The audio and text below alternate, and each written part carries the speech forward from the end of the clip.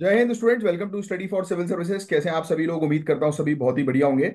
So guys, आज है 12 मई 2025 और आज के करंट अफेयर्स को गाइज हम लोग कवर करने वाले हैं।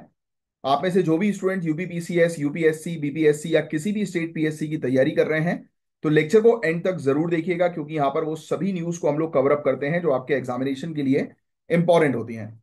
और गाइज, ये है हमारे ज्ञान सर। और गाइज, ज्ञान सर के स्पेशल पेड बैच को आप लोग ज्वाइन कर सकते हैं।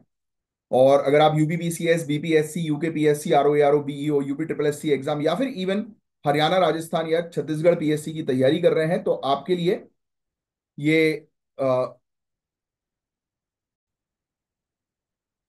ये दिए गए नंबर पर आप कांटेक्ट करिए। यहाँ पर जीरो से लेकर सिलेक्शन तक की प्रॉपर तैयारी जो है वो करवाई जाती है।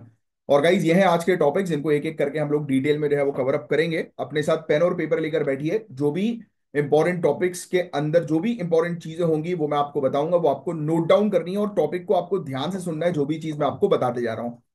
उससे पहले मैं आप लोग के थोड़े से कमेंट जो है वो देख लेता हूँ। आज एक इंटरेस्टिंग कमेंट जो है वो आया है। ईशा ठाकुर जी का आंसर आया है, वेरी गुड। प्राची जी का आंसर है, बहुत बढ़िया। दिग्विजय जी बहुत शानदार। आयुषी सिंह, वेरी गुड यार। Dipanshi, very good.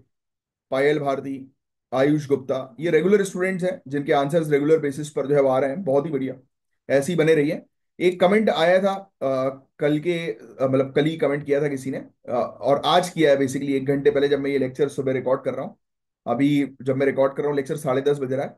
तो 1 घंटे पहले एक का मैसेज आया है, वर्स्ट प्लेटफॉर्म, बहुत टाइम वेस्ट करवाते हैं, कुछ भी हो रहा है उसको करंट अफेयर्स बना दो। वाह यार, मेरे ख्याल से ये प्रिपरेशन नहीं कर रहे हैं सिविल सर्विसेज की। ये रैंडम जो है वो कमेंट्स होते हैं ऐसे। राइट, कभी कभी इंटरेस्टिंग लगता है कि ऐसे कमेंट्स जो है वो देखना। और अगर सिविल सर्विसेज की तैयारी कर रहे हैं और ऐसे कमेंट्स आते कर रहे हैं तो दैट मीन्स कि आप अभी प्रिपेयर्ड नहीं हो सिविल सर्विसेज के लिए। राइट, और आपको पता है गाइस कि हम लोग हर किसी भी चीज को जो है वो करंट अफेयर्स के अंदर शामिल नहीं करते हैं। सिर्फ वही चीज शामिल होती है जो आपके एग्जामिनेशन के लिए, प्रीलिम्स मेंस के लिए इंपॉर्टेंट होती है। ये जो स्टूडेंट सीरियसली तैयारी कर रहे हैं एग्जामिनेशन की, उनको पता होगा कि जो न्यूज मैं यहाँ पर कवर कराता हूँ, जो इस प्लेटफॉर्म पर न्यूज आती है, वो काफी ज्यादा इंपॉर्टेंट होती है। चलो एनीवेज, ऐसे कमेंट्स तो है वो आते रहेंगे, उसका हम जो है वो कुछ नहीं कर सकते। बाकी जो सीरियस स्टूडेंट्स हैं वो एंड तक लेक्चर को जो है वो जरूर देखें और रेगुलर देखें। इससे आपको फायदा मिलेगा और इसका रिजल्ट भी जो है वो आपको आपके एग्जाम में जो है वो मिलेगा। चलिए, सबसे पहला जो टॉपिक हम लोग को देखने को मिल रहा है, ये बेसिकली जीएस पेपर 2 का भी टॉपिक है और जीएस पेपर 3 के पॉइंट ऑफ व्यू से भी, टेक्नोलॉजी के पॉइंट ऑफ व्यू से भी टॉपिक है और गवर्नेंस यानी कि शासन के पॉइंट ऑफ व्यू से भी टॉपिक है। डिजिटल इन्फ्लुएंस डिलेमा, एक ऐसा मुद्दा जो आज के डिजिटल युग में शासन और एथिक्स दोनों को चैलेंज करता है। आओ डिटेल में डिस्कस करेंगे। तो वर्ल्ड इकोनॉमिक फोरम की ग्लोबल रिस्क रिपोर्ट 2024, पहली चीज तो ये लिख लो आप। ग्लोबल रिस्क रिपोर्ट जो है वो कौन जारी करता है? World economic forum. इसने इंडिया को उन देशों में शामिल किया है जो सबसे ज्यादा वल्नरेबल है फेक न्यूज और मिस इंफॉर्मेशन के खतरे से। यानी कि हमारी कंट्री सबसे ज्यादा चपेट में है फेक न्यूज और मिस इंफॉर्मेशन के। तो आप जानते हैं इस चीज के बारे में, फेक न्यूज कितनी ज्यादा तेजी से स्प्रेड होती है। अभी बीच में एक फेक न्यूज जो है वो स्प्रेड हुई थी कि पाकिस्तान ने जो है वो अपना एक मिसाइल जो है वो इंडिया के ऊपर जो है वो छोड़ दी है, दिल्ली पे छोड़ दी है। राइट, तो ऐसी न्यूज जो है वो स्प्रेड हुई थी, वो फेक न्यूज थी गाइस, वो किसी काम की जो है वो न्यूज नहीं थी। और इस चीज का जो है वो खुलासा किया है पीटीआई, प्रेस ट्रस्ट इंडिया के द्वारा, और जो इंडियन एक्सप्रेस का मेरे ख्याल से एक बॉडी है। तो बट मैं आपको एक चीज बहुत क्लियरली बता दूं, कभी भी आप किसी न्यूज को सुनते हैं या पढ़ते हैं व्हाट्सएप में या सोशल मीडिया में, तो उसको एक बार री वेरीफाई ओरिजिनल सोर्सेज से जरूर किया करें। और ओरिजिनल सोर्सेज आपके लिए अच्छे न्यूज़पेपर्स जैसे कि द हिंदू हुआ, इंडियन एक्सप्रेस हुए, या सबसे बेहतरीन चीज जो होती है वो होती है आपकी पीआईबी या राज्यसभा का टेलीकास्ट। ये चीज आपके लिए इंपॉर्टेंट है, ये है आपके करंट अफेयर्स के ओरिजिनल सोर्सेज। राइट, जहां से आप एक बार जो है वो कंफर्म कर सकते हैं, बाकी दूसरी जगह आपको पढ़ने की जरूरत नहीं है, क्योंकि काफी सारी वेबसाइट पर लोग जो है वो अपनी खुद की इंफॉर्मेशन जो है वो अपने हिसाब से डाल देते हैं, तो वो ऑथेंटिक नहीं होता। और आप कर रहे हो आने वाले समय की तैयारी, ऑफिशियल बनने वाले हो, तो ऑथेंटिक सोर्सेज पर ही आपको रिलाय करना है। तो आप जानते हो कि इंडिया जो है वो इस चपेट में है मिस इन्फॉर्मेशन और फेक न्यूज की, और बस यही टॉपिक था इस मतलब ये मेन मुद्दा था इस टॉपिक के अंदर, इस आर्टिकल के अंदर, जो अभी हम लोग एक एक करके कवर करेंगे। ये टॉपिक अब आपको सिर्फ सुनना है। क्या आपने कभी सोशल मीडिया पे कोई हेल्थ या फाइनेंस से रिलेटेड मिस इन्फॉर्मेशन देखी? आपने कौन सी मिस इन्फॉर्मेशन देखी सोशल मीडिया पर? मुझे कमेंट बॉक्स में बताओ कि कौन सी इन्फॉर्मेशन आपने अभी रिसेंटली देखी हो पिछले 1-2 महीने में, जो आपको लगा हो कि यार ये फेक न्यूज है वो चल रही है। चलो, सबसे पहले मैं आपको बताता हूं कि ये मिस इन्फॉर्मेशन का मतलब जो है वो क्या होता है। तो गलत या मिसलीडिंग इंफॉर्मेशन ऑनलाइन शेयर की जाती है, जिसमें हमेशा धोखा देने का इंटेंशन नहीं होता, लेकिन कॉन्सिक्वेंसेस हार्मफुल हो सकते हैं। मतलब यहां पर किसी को चीट नहीं किया जा रहा, बट इस फेक न्यूज को स्प्रेड करके किसी के माइंडसेट को जो है वो चेंज किया जा रहा है।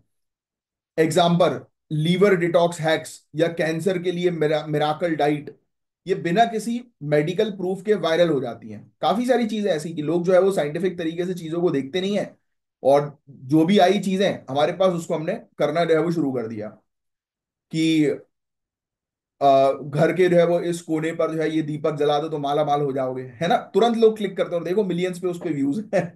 राइट, ऐसा नहीं है भाई, जब तक मेहनत नहीं करोगे तो माला माल कैसे होगे। हाँ, मुझे पता है कि एस्ट्रोलॉजी भी एक बहुत इंपॉर्टेंट रोल जो है वो प्ले करती है, राइट, सबकी लाइफ में। और राजा महाराजाओं के टाइम पीरियड से ये चला आ रहा है, but the point is that कि उसके साथ आपको अपने कर्म तो करने पड़ेंगे ना। कर्म नहीं करोगे, सोचोगे बैठे बैठे सब मिल जाए, तो वो पॉसिबल नहीं है ना। फॉर एग्जाम्पल, आपके पंडित ने आपको जो है बोल दिया कि अरे आपका तो राजयोग है भैया, सिविल सर्विसेज तो 100% आपका क्लियर होना है। तो हाँ, आपके स्टार्स होंगे सिविल सर्विसेज को क्लियर करने के लिए, बट मेहनत नहीं करोगे तो कुछ पॉसिबल नहीं होगा।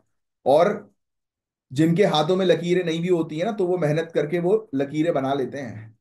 और जिनके हाथ नहीं होते उनका भी भाग्य होता है, ये भी सुना होगा आपने। तो भाई मेहनत, मेहनत सबसे इंपॉर्टेंट चीज होती है। हार्ड वर्क लक को भी फेल करता है।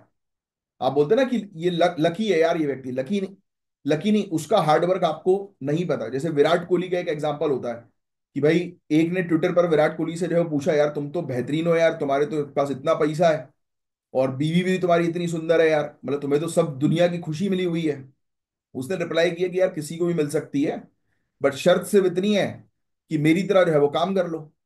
वो व्यक्ति जो है वो अगर छोले भटूरे, उसको रजौरी के छोले भटूरे बहुत पसंद है, राम के छोले भटूरे मेरे ख्याल से, आई एम नॉट रॉन्ग, तो वो बहुत पसंद है उस व्यक्ति को। और उसका कहना है कि जब उसको छोले भटूरे वो साल में एक बार खाता है, बट खाने के बाद जितनी कैलोरीज उसकी बॉडी में गई है उसका डबल ट्रिपल जो है वो उसको बर्न आउट करता है। और रेगुलर बेसिस पर वो बंदा जो है वो वर्कआउट कर रहा है, एक्सरसाइज कर रहा है। जॉन अब्राहम के एक कपिल शर्मा शो में उसने बोला था 25 साल से ज्यादा हो गया उसने काजू कतली नहीं खाई है। तो दिस इज द डिसिप्लिन। और आपको सिविल सर्विसेज एग्जाम क्रैक करना है तो डिसिप्लिन पे काम करना पड़ेगा ना, हार्ड वर्क पे काम करना पड़ेगा।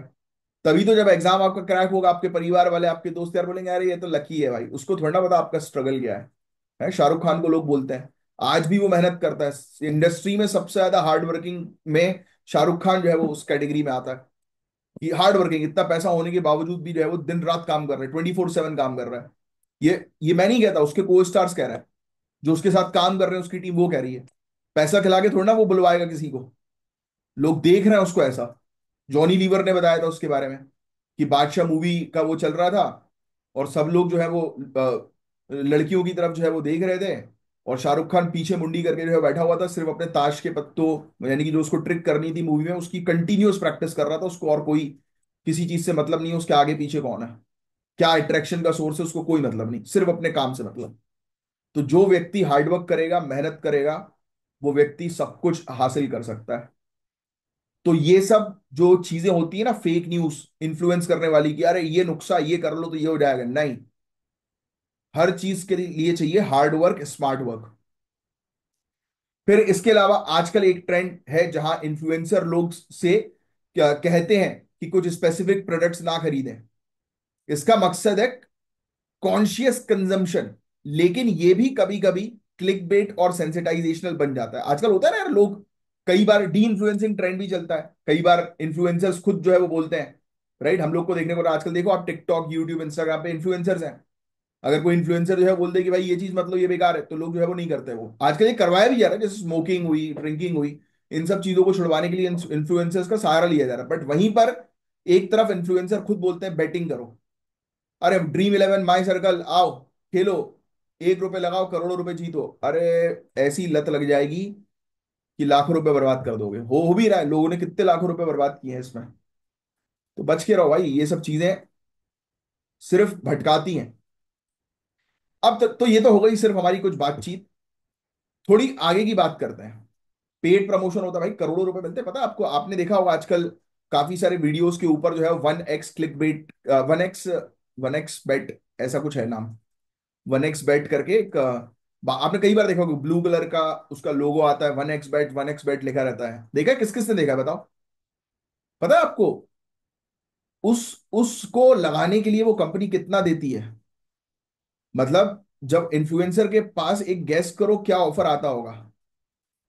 अपनी जो अच्छा इन्फ्लुएंसर है, बड़े लेवल का है जैसे हर्ष बेनीवाल हो गया, आशीष चंचलानी हो गया, ये क्या नाम है, भुवन बाम हो गए, है ना, ये सब लोग जो है, जो यूट्यूब की दुनिया में जो है वो छाए हुए हैं।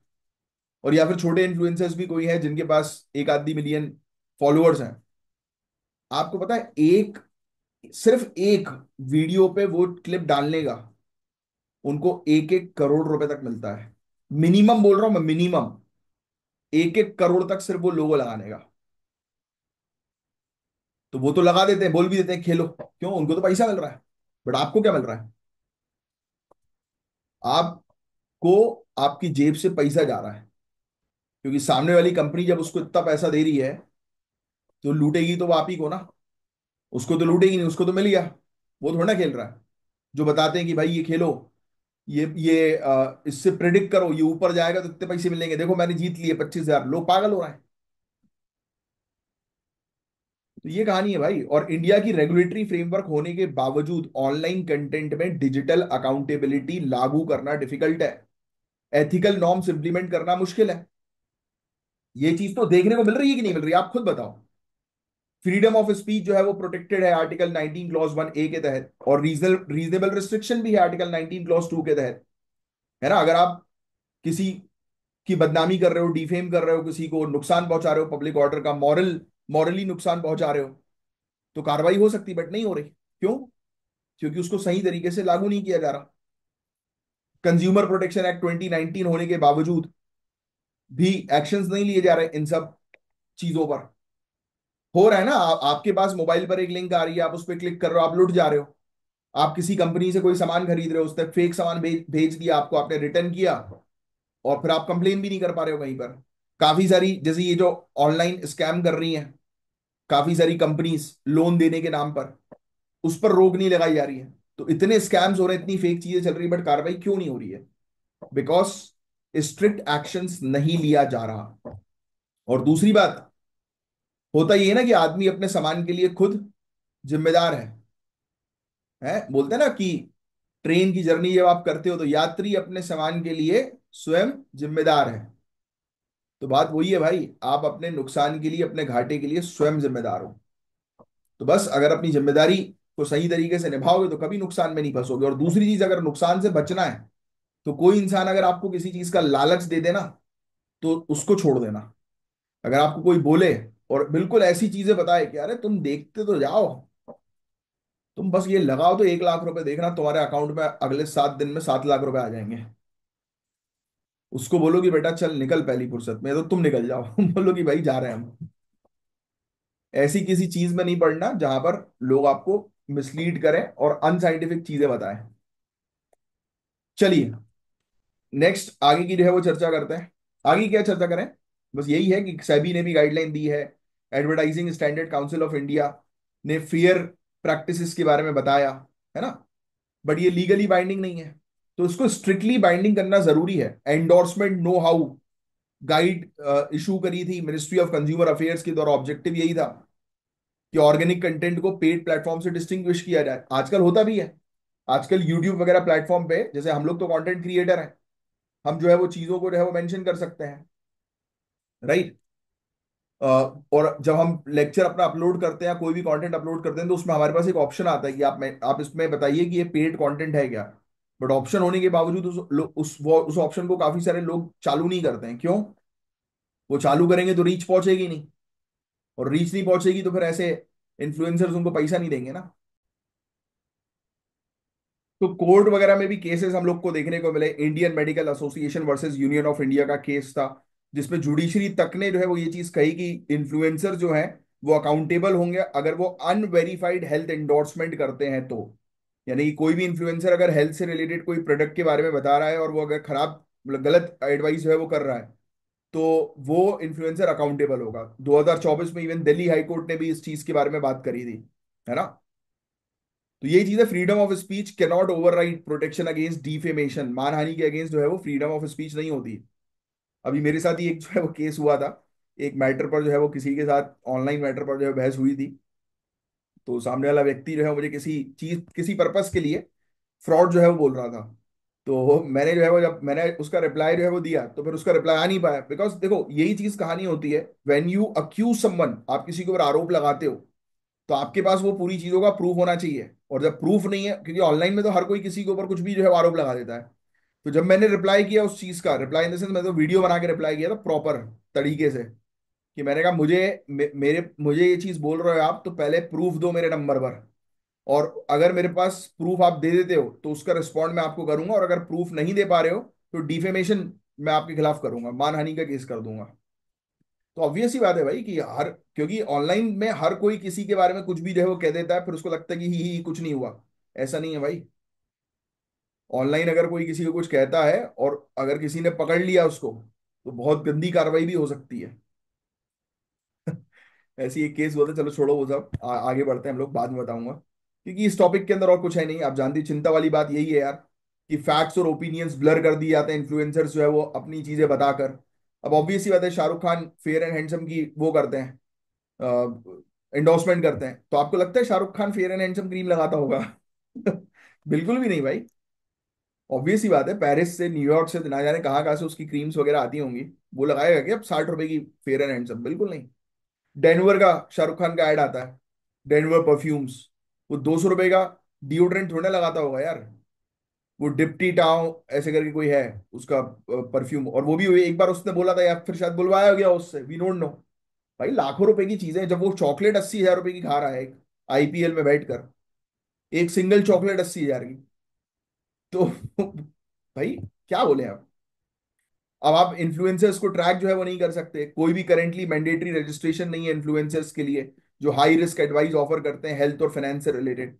तो उनको ट्रेस करना भी मुश्किल होता है, तो भाई इसलिए आप रजिस्टर करो, जो इन्फ्लुएंसर्स है उनको प्रॉपर रजिस्टर करवाया जाए, उनको अकाउंटेबल बनाया जाए, है ना। शो, आजकल टेक्नोलॉजीज है, टेक्नोलॉजीज डिटेक्ट करें कि अगर इस प्रकार का कोई फेक क्लेम कर रहा है तो उनके खिलाफ कार्रवाई होनी चाहिए। तो दीज थिंग्स आर इंपॉर्टेंट। बस दैट्स इट गाइस। बस यही था पूरा और टॉपिक, होपफुली आपको समझ में आया होगा। अब नेक्स्ट टॉपिक जो मेरे दिल के करीब भी है काफी ज्यादा, क्योंकि जब से मैंने दौलत, एक पेट है मेरा, उसको जब से मैंने जो है वो पाला है, तब से थोड़ा सा मैं डॉग्स और डॉग प्रेमी हो गया हूँ, मतलब डॉग्स और एनिमल लवर जो है बन गया हूँ बहुत ज्यादा। पहले भी था मैं, ऐसा नहीं है कि मैं हर्ट करता था किसी को भी, बट अब थोड़ा ज्यादा इमोशनल अटैचमेंट बढ़ गया है। तो देखो यार, स्ट्रे डॉग कंट्रोल स्ट्रेटेजी, यानी कि आवारा कुत्तों पर काबू कैसे पाएं, उससे जुड़ा ये आर्टिकल है। केरल ने रीसेंट रिपोर्ट में एक चिंता व्यक्त करी है। एनिमल बर्थ कंट्रोल रूल्स 2023, यानी एबीसी रूल्स, जो स्ट्रे डॉग्स होते हैं ना, गली के जो डॉग्स हम लोग को देखने को मिलते हैं, इनके अटैक्स और रेबीज के केसेस को रोकने में इफेक्टिव नहीं है, यह बताया गया है। तो इंडियन वेटनरी एसोसिएशन ने बोला कि सिर्फ dog sterilization long term solution हो सकता है, लेकिन इमीडिएट डेंजर को नहीं रोका जा सकता। तो आपके हिसाब से क्या पब्लिक सेफ्टी के लिए टेम्पररी मेजर्स जैसे एग्रेसिव स्ट्रे डॉग्स को आइसोलेट करना जरूरी है? क्या लगता है आपको?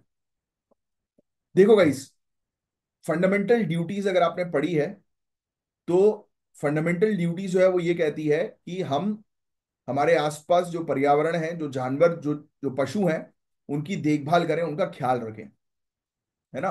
बट काफी सारे लोग नहीं रखते। मेरे घर के सामने ही छोटे छोटे बेबीज ने जो है वो, मतलब एक डॉगी ने जो है वो बेबीज को बर्थ दिया, और 8 बेबीज थे, 8 में से अभी 4 ही बचे हैं। हम लोग ख्याल रखते हैं उनका, खाना पीना उनको प्रोवाइड जो है वो कराते हैं, उसमें से 4 ही बचे हैं। और पता है 4 की मौत कैसे हुई, चारों की? लोगों ने कॉलोनी के अंदर गाड़ी से उनको कुचल दिया।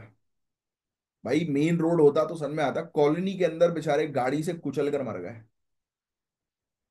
एक घटना मेरे घर के सीसीटीवी पे कैद हुई थी, तो मैंने बहुत खतरनाक जो है वो सुनाई थी।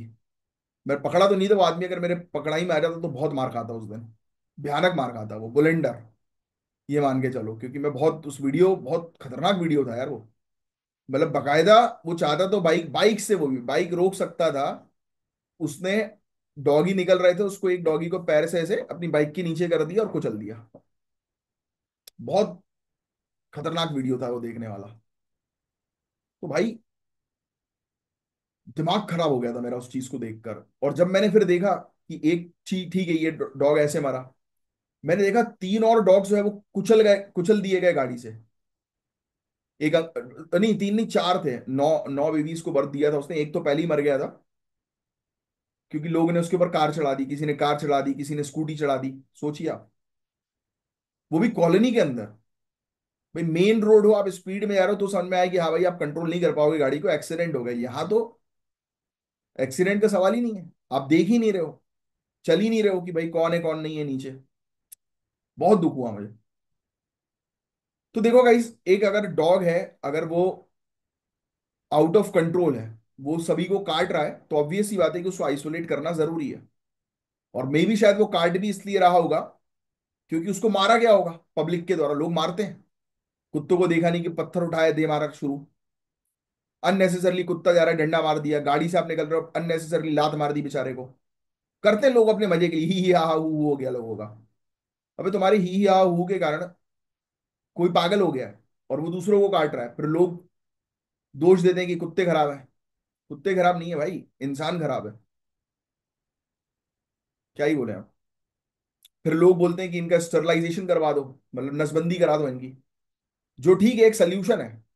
बट इसमें मुझे स्वामी प्रेमानंद महाराज जी की एक बात बहुत अच्छी लगी कि हम और आप कोई नहीं होते यार किसी की नसबंदी कराने वाले। वो नेचर है, नेचुरल चीज है। और दूसरी बात, लोग ये भी कहते हैं कि भाई इतना ही कुत्तों से जो है प्यार अपने घर में जो है वो रख लो ना। भाई मेरे घर पे ऑलरेडी एक है, और मैं घर में सबको तो रख नहीं सकता ना। मैं रखना चाहूं, मेरे पास इतनी पावर हो तो डेफिनेटली मैं रख लूं। ऊपर वाला बस इतनी मुझे शक्ति दे, आर्थिक तौर से और इमोशनल तौर से, कि मैं सबको पाल लूं। बट वो अभी उतना शक्तिशाली हूं नहीं मैं, बट जितनी मेरी कैपेसिटी उतना मैं करता हूँ। और आगे चल के शक्तिशाली बनूंगा तो कर भी लूंगा, नो डाउट। बट लोगों की थिंकिंग बड़ी खराब है गाइस। ये मैं आप लोग को इसलिए समझा रहा हूँ कि ये आने वाले समय में आप अधिकारी बनोगे तो आपको ये थॉट प्रोसेस पता होना चाहिए कि लोगों का क्या है। लोग जो की थिंकिंग जानवरों को लेकर, सोसाइटी को लेकर क्या है। लोग कमेंट्स करते हैं कि स्टरलाइजेशन कर दो इनका, इसकी माँ को रहे नसबंदी करा दो इसकी। अरे भाई, इंसानों को बोलो ना, इंसानों की नसबंदी करा दी जाए, तब दिक्कत होगी इंसान को। वो भी तो नेचर का हिस्सा है। आपने गाड़ी बनाकर, घर बनाकर, आप और हमने, इंसानों ने घर बनाकर, गाड़ी बनाकर, हमने तो अपना कंफर्ट देख लिया, बट उनके कंफर्ट कंफर्ट का क्या। हाँ, पर्यावरण के प्रति, एनवायरमेंट के प्रति, नेचर के प्रति, पशुओं के प्रति अगर आपकी करुणा नहीं है, आपके अंदर कंपैशन नहीं है, तो आप इंसान नहीं जानवर है। और उससे भी बदतर है। तो भाई, करुणा, कंपैशन इज वेरी इंपॉर्टेंट, जो आपके जीएस पेपर 4 का हिस्सा है।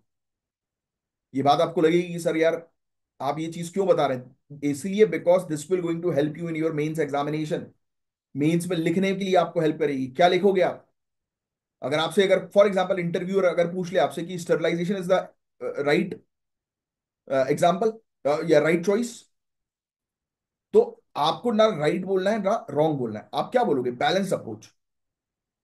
Balance approach in the sense, क्योंकि देखो आपको ऑलरेडी पता है, आपने जीएस पेपर 3 के अंदर जो है पढ़ा होगा कि हमारे यहाँ पर जो वाइल्ड लाइफ प्रोटेक्शन एक्ट के अंदर जो शेड्यूल्स हम लोग को जो है वो देखने को मिलते हैं, शेड्यूल 1, शेड्यूल 2, शेड्यूल 3, शेड्यूल 4। पता है आपको? नहीं पता तो पढ़ना है भाई, यही तो जनरल स्टडीज है, यही तो सिविल सर्विसेज के लिए इंपॉर्टेंट है। तो उसके तहत आपको पता होगा कि एक कैटेगरी के अंदर हम लोग को देखने को मिलता है कि जो बंदर वगैरह जो होते हैं उनको भी मारने का अधिकार दे दिया जाता है जब उनकी संख्या बढ़ जाती है, तो जब वो ह्यूमन को नुकसान पहुंचाने लगते हैं तो। बट वो भी गवर्नमेंट्स के ऑर्डर के थ्रू। जो हुआ था अभी कुछ समय पहले हिमाचल में हुआ था, ये ऑर्डर जो है वो पास जो है वो किया गया था। तो बट स्वामी प्रेमानंद महाराज जी ने इतनी अच्छी बात बोली कि हम और आप जो है वो कौन होते हैं यार इस बेजुबान जानवर की नसबंदी करवाने वाले, नेचर के साथ खिलवाड़ करने वाले। भाई उनकी खुद की प्रक्रिया है, वो खुद जो है वो उस चीज के लिए जिम्मेदार है। और अगर आपको एक और चीज पता होनी चाहिए गाइस, एक बहुत बड़ी चीज बता रहा हूं, अगर हम इस नेचर के बैलेंस को डिस्टर्ब करेंगे ना, तो और स्थिति हम खराब कर देंगे। जैसे हमने ऑलरेडी पर्यावरण को लेकर तो करी दी। मैं बात कर रहा हूं इंडस्ट्रियल पोल्यूशन के कारण क्या हुआ। इंडस्ट्रियलाइजेशन के बाद। क्लाइमेट चेंज, जलवायु परिवर्तन, क्योंकि हमने क्लाइमेट पे कार्बन डाइऑक्साइड का एमिशन बढ़ा दिया। तो क्या किया हमने? एनवायरमेंट इम्बैलेंस किया। तो वैसे ही अगर ये इम्बैलेंस हम कर देंगे नसबंदी वगैरह करवा के, तो एक टाइम होगा कि ये सब प्रजातियां एक्सटेंट हो जाएंगी, लुप्त हो जाएंगी। फिर क्या करोगे आप? एक दिन इंसान भी लुप्त हो जाएगा। तो we have to take care about it very scientifically. And apart from that, हमें कंपैशन रखना बहुत ज्यादा जरूरी है इन पशुओं के प्रति। म्युनिसिपैलिटी वाली गाड़ी आती है, उठाकर जो है उनको ले जाके जंगल में छोड़ देती है, बस। अरे भाई, हमें भी तो होना चाहिए कि भाई इनके पास भी तो अधिकार है। इन्हीं इनका भी तो ये जगह है जिन जगह पर हमने घर बनाकर रह रहे हैं। जंगले हमने काट दिया, वहां से प्रजातियां लुप्त हो गई। सेम वही हम कर रहे हैं कि नसबंदी करवा देंगे तो जानवर जो है वो खत्म हो जाएंगे एक दिन। तो ये बहुत गहरा टॉपिक है गाइस। आपके क्या विचार है, आप जरूर बताइएगा। और आप क्या मेरे विचार से सहमत है? तो अब मैं आपको पहले prevention of cruelty to animals act 1960 इसके रूल्स के बारे में बताऊंगा, लिख लेना आप। पॉइंट वाइज लिखना, मैं पॉइंट वाइज आपको कुछ चीज बताना चाहता हूँ। एबीसी रूल्स 1960 के कानून के तहत बनाए गए। तो पहला रूल लिख लेना आप, डॉग्स को मारना नहीं है। डॉग्स को मारना नहीं है। पहला रूल ये है। उनका स्टरलाइजेशन और वैक्सीनेशन करा दो। ये रूल कह रहा है कि अगर अति हो रही है तो स्टरलाइजेशन होना चाहिए और वैक्सीनेशन होना चाहिए। हो रहा है। अब आप देखते होंगे कुछ कुछ डॉग्स जो होते हैं उनके कान कटे होते हैं, पता है आपको? डॉग्स के स्टरलाइजेशन की पहचान भी बताऊं क्या है? वो भी बहुत क्रूएल है। कुत्ते का कान, आधा कान काट दिया जाता है। ये बात किस किस को पता है? किसी कुत्ते का अगर आपको आधा कान कटा हुआ दिखाई देना, तो समझ लेना ये स्टरलाइज्ड है। सोचो इंसान कितना खतरनाक हो गया है। दूसरा, लोकल बॉडीज को रिस्पॉन्सिबिलिटी दी गई है स्टरलाइजेशन सेंटर बनाने की, जैसे म्युनिसिपैलिटीज। दूसरा पॉइंट, लोकल बॉडीज के पास स्टरलाइजेशन सेंटर बनाने की रिस्पॉन्सिबिलिटी है। तीसरा पॉइंट, ऑनरेबल सुप्रीम कोर्ट के डायरेक्शन के अकॉर्डिंग डॉग्स को पकड़ना, ऑपरेट करना, वैक्सीनेट करना और उसी एरिया में रिलीज करना मैंडेटरी है। आप डॉग को पकड़ो, उसका इलाज करवाओ, वैक्सीन करवाओ, वापस छोड़ दो उसी एरिया में। ये मैंडेटरी है। बट होता बताऊं क्या है? किसी ने फोन किया, अरे हमारे घर के सामने कुत्ता है, हटाओ उसको, भगाओ। गाड़ी आई, एनजीओ एनजीओ वाले तो काम करते नहीं यार। मेरे घर के जस्ट सामने एक गाय थी, उसने मतलब प्री मैच्योर बेबी को बर्थ जो है वो दे दिया था, क्योंकि उसका उस गाय का 2 दिन पहले एक्सीडेंट हुआ था। किसी बाइक वाले ने, साले ने ठोक दिया था उस गाय को। तो बेचारी वो दर्द सहन नहीं कर पाई और इंटरनली उसकी ब्लीडिंग शुरू हुई, और मेरे घर के जस्ट सामने बिल्कुल उसने एक बछड़े को जो है वो जन्म दे दिया, और मर गया था बछड़ा। बछड़े को क्या, वो प्री मैच्योर ही था वो।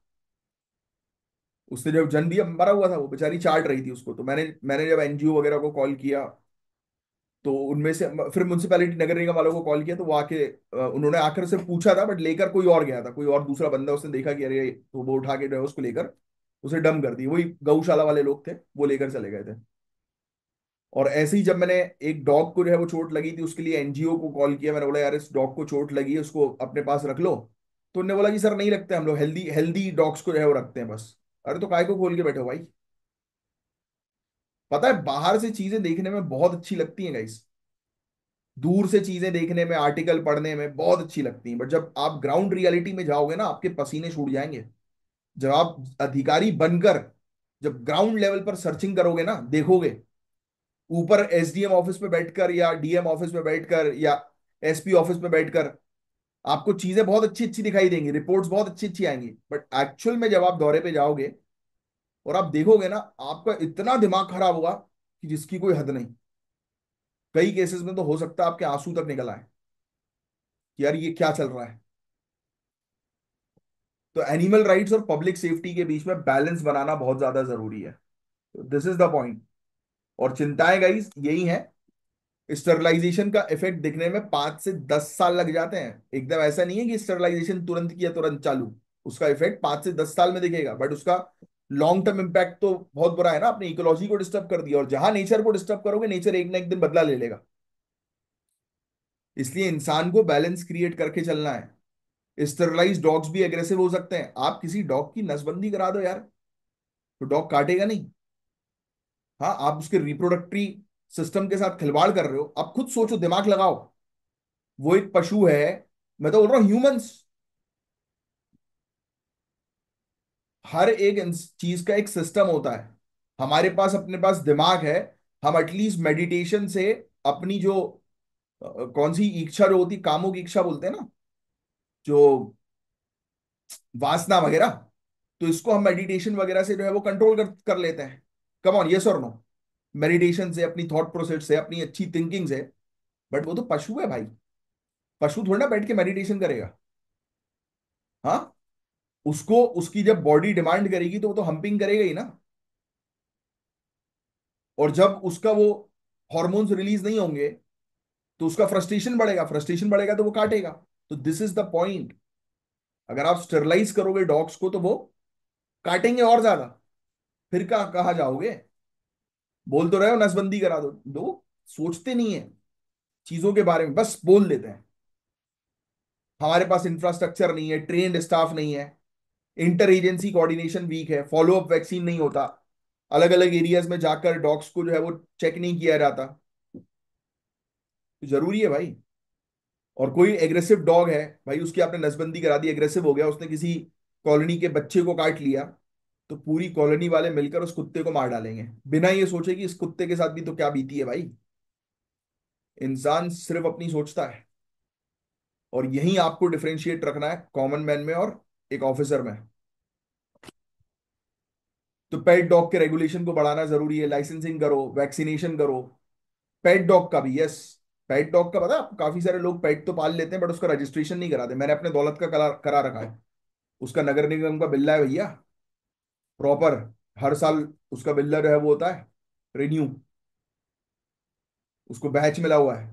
ये जरूरी होता है। और आपके घर पे अगर डॉग है तो आप अपने जो वेट है आपका, डॉक्टर डॉक्टर जो है, वेटनरी डॉक्टर, उसके पास जाकर लाइसेंसिंग करवा लो। हालांकि सभी के पास नहीं होता बट वो लोग भी रखते हैं, प्राइवेट लोग वाले लोग भी रखते हैं, क्योंकि उनके पास सरकारी के साथ उनके कॉन्टेक्ट होते हैं।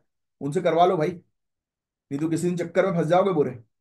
वो उसने अगर आपके पेट ने किसी को काट लिया ना, तो आपके खिलाफ कार्रवाई हो जाएगी। वेस्ट मैनेजमेंट भी बहुत ज्यादा जरूरी है। तो थोड़ा खाना खिला देते हैं ना अगर कुत्तों को घर के बाहर, तो आए हाय इतने प्यारे हो जाते हैं कुत्ते, जिसकी कोई हद नहीं है। मेरे घर के बाहर का माहौल बहुत अच्छा है भाई। अब नेक्स्ट ऑपरेशन सिंदूर, मजा आ गया भाई। क्या जवाब दिया, मुंह तोड़ जवाब दिया यार हम लोगों ने, पाकिस्तान को मानना पड़ेगा। तो मेजर टेररिस्ट अटैक पालगाम, पहलगाम के अंदर होता है, जम्मू कश्मीर के अंदर। तो ये कंटिन्यूअसली कितने दिनों से भी हमने इस चीज के बारे में पढ़ा और आप जानते ही हैं। तो भाई ये जो टेररिस्ट अटैक हुआ, उसके बाद हमारे ऑनरेबल प्राइम मिनिस्टर ने कह दिया था कि अंजाम जो होगा वो एक एग्जाम्पल सेट कर देगा, और कर दिया। 100 से ज्यादा टेररिस्ट मार दिए हमने, पता है आपको? अभी तो सीज फायर हो गया है डोनाल्ड ट्रंप के हस्तक्षेप के बाद। ये बहुत पुराना आर्टिकल है, बट अभी हाँ लेटेस्ट वाला ही है। आपको पुराने और नए से क्या मतलब, आपको तो समझने से चीजों को मतलब है, तो ये चीज तो आप पहले भी जो है वो समझ ही चुके हो। टेरर अटैक पहलगाम में जो हुआ था, वो द रेजिस्टेंट फ्रंट, जो कि लश्कर ए ताइबा के साथ एसोसिएटेड है, उनने करवाया था। और ये डेडलीस्ट सिविलियन टारगेट स्ट्राइक थी इंडिया के अंदर 2008 मुंबई अटैक के बाद। फिर ऑपरेशन सिंदूर आया। हमने सबसे पहले तो क्रॉस बॉर्डर जितने भी इनके वो हैं कैंप्स टेररिस्ट के, उनको हमने टारगेट किया, उड़ा दिया। हम मौका ही ढूंढ रहे थे बस, पता है कि एक बार ये साले गलती करें फिर छोड़ेंगे नहीं इनको, घुसकर मारेंगे। और घुसकर मारा इनको, बैंड बजा दी इन लोगों की। फिर इसके अलावा ऑपरेशन का फोकस ये था, not terrorist terror sites, including 4 Pakistan के अंदर थी और 5 पाकिस्तान ऑक्यूपाइड कश्मीर में थी, उनको उड़ा दिया हमने। ये अलग अलग कैंप्स है गाइस, नाम याद रखने की आपको जरूरत नहीं है। मुजफ्फराबाद के अंदर कैंप था, बिम्बेर में कैंप था, बरनाला बरनाला में था, राइट। तो ये सब चीज है। जायश ए मोहब्बत, लश्कर ए ताइबा, हिजबुल मुजाहिदीन, ये चाहो तो ये लिख सकते हो। इनके कैंप्स को हमने टारगेट किया था। इंडियन एयरफोर्स और स्पेशल फोर्सेस ने मतलब सटीक स्ट्राइक जो है वो एग्जीक्यूट करी, सटीक। जिस जगह पर हमने सोचा उस जगह पर ही अटैक हुआ और उड़ा दिया सालों को। बट सबसे दुखद चीज मुझे क्या देखने को मिली, कि पाकिस्तानी गवर्नमेंट टेररिस्ट और उनकी फैमिलीज को जो है वो तिरंगे में लपेट कर जो है वो शहादत दे रही है भाई। ये सबसे मेरे लिए डिस्टर्बिंग सिनेरियो था। तो ये कहानी थी। अच्छा, हमने काउंटर स्ट्राइक जो है वो करी है। और बहुत सारी इस बीच फेक न्यूज भी आई थी। ड्रोन ड्रोन अटैक्स इसमें सबसे ज्यादा इंपॉर्टेंट है। इसमें ज्यादा दिया नहीं है लोगों ने, आने वाले समय में आ जाएगा। ड्रोन अटैक्स पर बहुत अच्छा काम किया हम लोगों ने। इतने बेवकूफ है पाकिस्तान वाले कि जिसकी कोई हद नहीं। पाकिस्तान का हमने जो ये डिफेंस जो सिस्टम था ना उसको उड़ा दिया था। कैसे उड़ाया था पता है?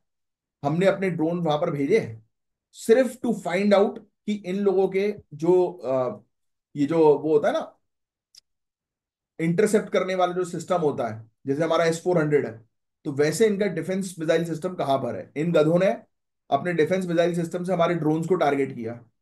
हमारे हमारे ड्रोन हमने भेजे तो उसमें बॉम्ब लगा के भेजा था कि वो हमारा ड्रोन जहां पर भी गिरेगा धमाका कर देगा। तो हमें हमने अपने ड्रोन्स को बेसिकली ये मान के चलो न्यूट्रलाइज करने के लिए ही भेजा था कि भाई वो जाकर वहां पर पिटेगा, क्रैश होगा। और उस क्रैश में हमें पता लग गया कि कहाँ से इनकी गोलीबारी आ रही है, कहाँ पे इनका डिफेंस सिस्टम है। और जैसे ही हमें पता लगा कि वहां पे डिफेंस सिस्टम है, हमने वहां पे अटैक करके उड़ा दिया। तो ऐसी तो इनकी बेवकूफों की स्ट्रेटेजी है, क्या ही बताएं। देखो भाई, ये टॉपिक रिपीट हो गया, कुछ याद आ रहा है मुझे? कमेंट। अच्छा, यहीं पे लिखा ही हुआ है कर्नाटक, नहीं तो मैं आपको पूछ लेता कि ये मधपुरा लेक जो है वो कहाँ पर है, मदापुरा झील। भी विक्रमादित्य वन के बारे में कल ही के टॉपिक में हमने डिस्कस किया था ना, याद आ रहा हो आपको तो, अगर आपने पढ़ा है तो यहाँ पर जो है वो खुदाई हुई और काफी सारी चीजें जो है वो मिलती हैं विक्रमादित्य के टेन्योर से रिलेटेड। मैंने आपको चालुक्य डायनेस्टी के बारे में क्वेश्चन भी पूछा था, सभी लोगों ने अच्छा आंसर, सही आंसर दिया उसका। Very good. पकड़ अच्छी बनाकर रखना बहुत ज्यादा जरूरी है जनरल स्टडीज के ऊपर, क्योंकि पकड़ जब जीएस पे अच्छी नहीं होगी तो काम जो है वो फीका हो जाएगा। अब जितने भी लोग महंगी महंगी गाड़ियों के शौक रखते हैं ना, जैसे कि रेंज रोवर हो गई, और काफी सारी जो महंगी महंगी जितनी भी गाड़ियां, इंपोर्टेड गाड़ियां होती हैं, गाइस वो सस्ती होने वाली हैं। क्योंकि इंडिया और यूके के बीच में एक multi billion pound free trade agreement finalize हो गया है, लिख लो। इंडिया यूके के बीच में हुआ है और डबल कंट्रीब्यूशन कन्वेंशन के थ्रू ये हुआ है। यानी कि हम दोनों ने एक दूसरे के लिए कुछ पर्टिकुलर प्रोडक्ट में कुछ कैपिंग के तहत जो है वो फ्री ट्रेड जो है वो इंप्लीमेंट किया है। तो लिख लेना, इंडिया और यूके के बीच फ्री ट्रेड एग्रीमेंट फाइनलाइज हुआ है 6 मई 2025 को, जिसका मेन ऑब्जेक्टिव ये है ट्रेड को डबल करना, $60 बिलियन से $120 बिलियन तक पहुंचाना 2030 तक। तो इससे हमारे इकोनॉमिक रिलेशन जो है वो इंडिया और यूके के बीच में जो है वो काफी ज्यादा मजबूत होंगे। तो आइए इसी टॉपिक पर जो है वो डिटेल में चर्चा करते हैं। फ्री ट्रेड एग्रीमेंट तो आपको ऑलरेडी पता है। क्या फ्री ट्रेड एग्रीमेंट का मतलब ये होता है कि हम कस्टम्स जो है वो बिल्कुल भी चार्ज नहीं करेंगे? बताओ मेरे कमेंट बॉक्स पे लिखकर क्या होता है फ्री ट्रेड एग्रीमेंट का मतलब। तो गाइज देखो, ये एक ऐसा एग्रीमेंट होता है जहां पर दो या दो से ज्यादा कंट्रीज, जनरली दो या दो से ज्यादा कंट्रीज के बीच में फ्री ट्रेड एग्रीमेंट होता है।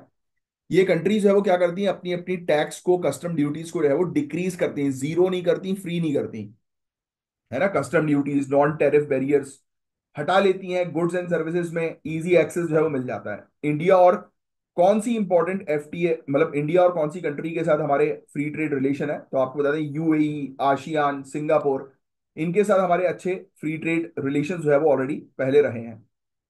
देखो, एक free trade agreement India UAE के बीच में हुआ, कॉम्प्रिहेंसिव इकोनॉमिक पार्टनरशिप एग्रीमेंट है ये। Preferential trade agreement India Thailand के बीच में पीटीए हुआ। Regional trade agreement India ASEAN के बीच में फ्री ट्रेड एग्रीमेंट हुआ। Comprehensive economic cooperation agreement CECA जिसको बोलते हैं, इंडिया सिंगापुर के बीच में। Bilateral trade agreement India Sri Lanka के बीच में। ये सभी फ्री ट्रेड एग्रीमेंट्स के टाइप्स हम लोग को अलग अलग देखने को मिलते हैं। इंडिया यूके के 90% सामान पे ड्यूटी कम करेगा, लिख लेना। इस एग्रीमेंट के तहत इंडिया 90% यूके के सामान पर इंपोर्ट ड्यूटीज कम कर देगा। विस्की और जिन पे ड्यूटी 150% से घटकर 40% तक 10 सालों में देखने को मिल रही है। देखो, 150% तक, 75% से फिर ओवर ए डिकेड 40% कर देंगे। मतलब महंगी शराब जो लोग पीते हैं, इंपोर्टेड विस्की, जिन, स्कॉच, तो उसके रेट्स भी कम हो जाएंगे। यूके 99% इंडियन एक्सपोर्ट्स को ड्यूटी फ्री एक्सेस देगा, इंक्लूडिंग जेम्स, कपड़े, फार्मास, तो ये होंगे। बहुत सारी चीजों में यार, गाड़ियों वगैरह में भी ड्यूटीज जो है वो कम हो जाएंगी। यूके हर साल 1800 इंडियन प्रोफेशनल्स को वीजा तक देगा। शेफ, इंजीनियर्स, योगा ट्रेनर्स को वीजा मिल जाएगा। 137 सर्विस सेक्टर में इंडियन कंपनीज को एक्सेस मिलेगा। म्यूचुअल रिकॉग्नाइजेशन एग्रीमेंट 36 महीने में कंप्लीट होंगे। इंडियन वर्कर्स जो शॉर्ट टर्म यूके असाइनमेंट पे हैं अप टू 3 इयर्स के लिए, उन्हें सोशल सिक्योरिटी कॉन्ट्रीब्यूशन से मुक्ति मिल जाएगी। तो बहुत बढ़िया है यार, मतलब काफी अच्छा ये एग्रीमेंट रहा है। हर एक चीज आपको इसकी डिटेल में लिखने की जरूरत नहीं, बट आपको पता होना चाहिए कि फ्री ट्रेड एग्रीमेंट अब फाइनलाइज हो गया है, जो बहुत समय से अटका हुआ था इंडिया और यूके के बीच में। इंडिया ने यूके से लीगल सेक्टर एक्सेस का डिमांड रिजेक्ट किया, और यूके ने post study work visa demand वापस ले लिया। लोग जाते हैं ना पढ़ने के लिए, उसके बाद फिर जो है वो काम करने की वो करते हैं। जैसे मेरा छोटा भाई है, यूके में ही है, तो हालांकि वो तो प्रोफेशनल हो गया, तो उसको तो फायदा मिलेगा ही मिलेगा। और भी फायदा जो है वो मिलेगा, क्योंकि वो तो अभी यूके से इंडिया में कुछ सामान जो है वो एक्सपोर्ट करने पर भी काम जो है वो कर रहा है। वो म्यूजिक प्रोफेशनल तो है ही, बाकी और भी चीज़ों में अपना बिजनेस जो है वो स्टैब्लिश कर रहा है, तो इससे उसको भी और फायदा मिलेगा। टेक्सटाइल अपीयरल, तिरुपुर क्लस्टर बेनिफिट करेगा इसमें। लेदर फुटवेयर में एमएसएमई को टैरिफ फ्री एक्सेस मिलेगा। हाई वैल्यू यूके मार्केट का एक्सेस हमें मिल जाएगा। हमारी अभी हाई वैल्यू ज्वेलरीज है, जेम्स है, वो यूके में जाएंगी, तो हमें बहुत फायदा मिलने वाला है। जेनरिक मेडिसिन के मामले में तो हम नंबर 1 पे हैं यार। तो यूके में जेनरिक मेडिसिन की एंट्री मिल जाएगी, उससे हमारे फार्मास्यूटिकल सेक्टर्स को बूस्ट मिलेगा। आईटी, एजुकेशन, फाइनेंस वाले जो सेक्टर्स हैं वो बूम करेंगे। स्किल्ड लेबर्स को भी अच्छा फायदा जो है वो मिलेगा। किसान और एमएसएमई का प्रोटेस्ट भी हुआ है अभी, क्योंकि सस्ते यूके इंपोर्ट जो होते हैं ना, उससे उनको इफेक्ट होगा, तो ये चिंता वाली बात है। अभी बेसिकली एमएसएमई वाले लोग और किसान बड़े चिंतित हैं, क्योंकि उनको डर है कि यूके से आने वाला जो, अगर हम यूके के माल को सस्ता कर देंगे, तो यहाँ पर फिर डोमेस्टिक जो सामान है वो बिकेगा नहीं, उनका सामान जो है वो ज्यादा बिकेगा। तो इसलिए एमएसएमई सेक्टर को, किसानों को थोड़ा सा डर है। ठीक है, क्योंकि आसियान और इंडिया के बीच में जब ये एग्रीमेंट हुआ था, कॉम्प्रिहेंसिव पार्टनरशिप इकोनॉमिक एग्रीमेंट के बारे में बात करी थी ना हमने, CPCA, नहीं, CEPA, comprehensive economic partnership agreement.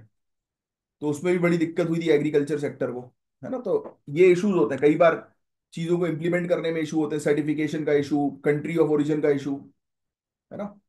तो ये सब चीजें हम लोग को देखने को मिल रही हैं। अब देखो आगे चल के क्या होगा, बट इससे अल्टीमेटली फायदा तो मिलना ही है। हमारे और यूएसए के रिलेशनशिप जो है वो काफी तेजी से एक्सपेंड जो है वो करेंगे। अब जो नेक्स्ट टॉपिक है वो इंडिया के वाटरवेज इंफ्रास्ट्रक्चर का टॉपिक है। इसमें भी एक मेजर मेमोरेंडम ऑफ अंडरस्टैंडिंग हुई है, लिख लेना। Inland waterways authority of India ने साइन किया है एक एग्रीमेंट, MOU, रीनस लॉजिस्टिक इंडिया के साथ, जो कि एक ग्लोबल लॉजिस्टिक कंपनी है। लॉजिस्टिक कंपनी समझ रहे हो, जो सामान को एक जगह से दूसरी जगह ले जाती है। और इनलैंड वाटरवेज मतलब कि अब हम अपनी नदियों के थ्रू कार्गोस को, सामान को जो है वो एक जगह से दूसरी जगह जो है वो लेकर जाएंगे। तो गाइज 6 मई को inland waterways authority of India ने एग्रीमेंट साइन किया। जर्मनी की ये एक कंपनी है, ठीक है। इस कंपनी के ब्रैकेट में जो है वो लिख देना जर्मनी नाम, ठीक है, जो मैंने आपको बताया ना, रीनस लॉजिस्टिक इंडिया, ये जर्मनी की एक कंपनी है। मेन ऑब्जेक्टिव ये है कि इंडिया के नेशनल वाटरवेज, जैसे कि नेशनल वाटरवे 1 गंगा वाला, नेशनल वाटरवे 2 ब्रह्मपुत्र वाला, नेशनल वाटरवे 16 बारक नदी का, और इंडो बांग्लादेश प्रोटोकॉल रूट पर हम जो है वो क्या करेंगे, 100 कार्गो बैरेजेस और पुश टग्स ऑपरेट करेंगे, यानी कि बड़े बड़े जहाज जो है वो उसमें ऑपरेट होंगे। तो इसमें मल्टी मोडल लॉजिस्टिक एफिशिएंसी बढ़ेगी, प्राइवेट सेक्टर पार्टिसिपेशन को बूस्ट जो है वो मिलेगा। तो मुझे आपको बताने की जरूरत नहीं, इनलैंड वाटरवे ट्रांसपोर्ट जो है वो होता क्या है, कि हम अपनी नदियों के थ्रू, नहरों के थ्रू, क्रीक्स के थ्रू कार्गो और पैसेंजर्स का मूवमेंट करवाते हैं। फेरीज का उपयोग करते हैं, बोट्स का उपयोग करते हैं, बैरेजेस का उपयोग करते हैं, है ना। रोड और रेल से अगर कंपेयर कंपेयर करें तो ये थोड़ा सस्ता भी पड़ता है, फ्यूल एफिशिएंट है, पोल्यूशन भी कम होगा, बल्क ट्रांसपोर्ट जो है वो कॉस्ट इफेक्टिव तरीके से हो जाएगा। तो ये सब मुझे आपको बताने की जरूरत नहीं कि इसके फायदे जो है वो क्या होंगे। इससे काफी बेनिफिट जो है वो हम लोग को जो है वो मिलेगा। और ऑब्वियस सी बात है कि अगर हम सामान को एक जगह से दूसरी जगह जो है वो पहुंचाएंगे कम कॉस्ट में, तो और पोल्यूशन जो है वो कम करके पहुंचाएंगे, तो और एनवायरमेंट भी अच्छा होगा, ट्रेड भी हमारा बूस्ट होगा। ये लिख लेना भैया, जल मार्ग विकास प्रोजेक्ट, ये पूरी चीज लिखना। वर्ल्ड बैंक ने इसको, वर्ल्ड बैंक ने सपोर्ट किया है। नेशनल वाटरवे 1 गंगा का ये प्रोजेक्ट है, जिसके थ्रू हम लोग जो है वो टर्मिनल कंस्ट्रक्ट कर रहे हैं, ड्रेजिंग जो है वो कर रहे हैं, नेविगेशनल एड प्रोवाइड करा रहे हैं, यानी कि रूट तैयार कर रहे हैं। सागरमाला प्रोग्राम के बारे में तो आप जानते ही हैं। पोर्ट्स वगैरह को हम लोग बेटर बना रहे हैं। नेशनल वाटरवे एक्ट 2016 के तहत 111 नेशनल वाटरवेज हमने नोटिफाई किए हैं, ये फैक्ट भी आप लिखेंगे। जल विकास मार्ग सोसाइटी, ये पूरी चीज लिख लीजिए आप। World bank funded inland waterway transportation project जो है उसके साथ ये कनेक्ट हुआ है, inland waterway authority of India के अंडर आएगा। जलवाहक कार्गो प्रमोशन स्कीम भी एक बहुत इंपॉर्टेंट है, 35% तक रीइंबर्समेंट प्रोवाइड कराती है एक्चुअल ऑपरेटिंग कॉस्ट का कार्गो मूवमेंट्स में, अगर आप इनलैंड वाटरवेज का उपयोग जो है वो कर रहे हो। ठीक है, और ये कहाँ कहाँ पर हो रहा है तो मैंने आपको पहले ही बता दिया, आपको अलग से लिखने की जरूरत नहीं है। Inland waterway authority of India ये सेटअप की गई थी 1986 में, इनलैंड वाटरवे अथॉरिटी एक्ट 1985 के तहत। और ये किस मिनिस्ट्री के अंडर आती है तो आपको ऑलरेडी पता है, पोर्ट शिपिंग वाटरवेज। इसका हेडक्वार्टर लिख लेना, नोएडा उत्तर प्रदेश में इसका हेडक्वार्टर है, inland waterway authority of India का। और कार्गो ट्रैफिक जो है वो इन्होंने अच्छा खासा जो है वो बढ़ा दिया है अपना। तो प्राइवेट सेक्टर और इन्वेस्टमेंट भी इसमें काफी अच्छा होगा इस कोलैबोरेशन के तहत। और एक कॉस्ट एफिशिएंट ट्रांसपोर्टेशन रूट या लॉजिस्टिक्स हम लोग को जो है वो मिलेगा इस एमओयू के तहत। अब नेक्स्ट जो है वो आपके लिए एक क्वेश्चन है, सैटेलाइट कम्युनिकेशन रेगुलेशन का इंडिया के अंदर 2025 की गाइडलाइन क्या कह रही है।